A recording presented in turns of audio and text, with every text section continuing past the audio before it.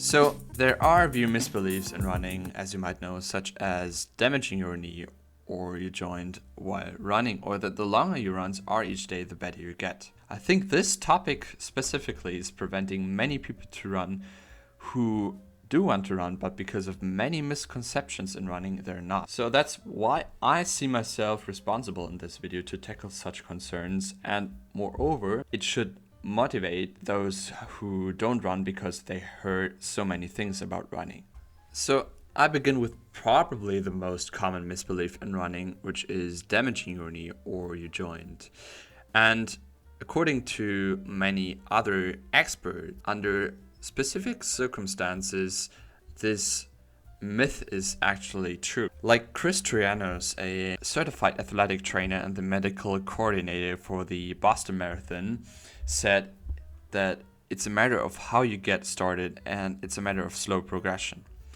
Other experts like Dr. Michelle Wolcott, University of Colorado School of Medicine, said if you haven't had an injury or broken bone or a ligament injury where you are predisposed to arthritis, which is the inflammation of one or more joints, then your chances of creating arthritis are minimal. In fact, she also says that weight-bearing exercises such as running helps prevent osteoporosis. That's the case when your bones become weak and brittle, and also osteoarthritis, which is the condition that causes joints to become painful and stiff. And moreover, repetitive weight bearing and motion are good for the joints, and that running essentially does that. In conclusion, running can damage your knee or your joint under specific circumstances.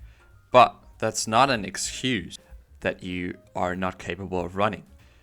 Another misbelief in running is, which I came across actually many times, that you need to run fast to be considered a runner. That's rubbish. That would be the same if you say that you need to be at the football club Real Madrid to be considered as a football player. See, that doesn't make any kind of sense. Just like in every sports category, you first need to test yourself.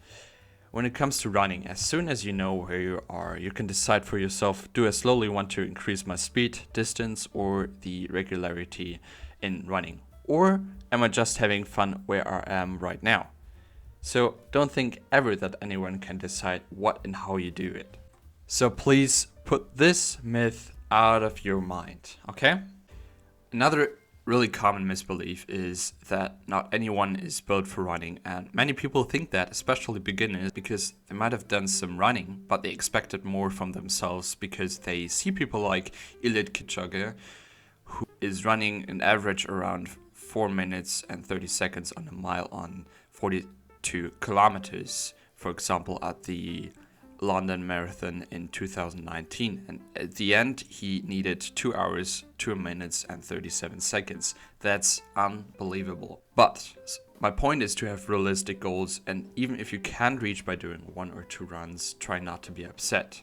Just like in every other field, if it's your job or your sport itself, consistency and perseverance is key. So especially if you want to start running, setting small goals to keep yourself motivated. So just try to test yourself, test your body before you increase, or if you want to even increase your speed, your distance.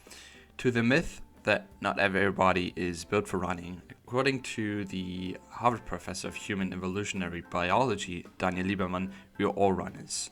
So we were built to walk, squat, jump and run. But running, as you might know and probably have seen, is indeed easier for some people than others. According to Dan Plews, PhD, a sports scientist and co-owner of Plews and Pros, who works professional with athletes to improve their running mechanics, you'll see varying body types crossing the finish line. So he also points out that speedy runners are typically blessed with lower ankle and wrist girths, so reducing the moving weight and creating a more efficient stride. But it's more important to note that having low body fat isn't the only factor that helps athletes consistently earn medals. So for earning medals, there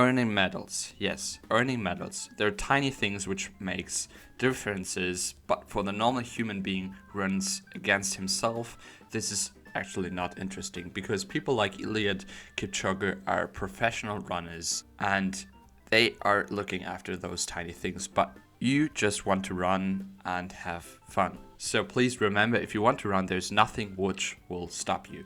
The most essential thing is paying attention to your body, because you for yourself knows your body best. So run it up.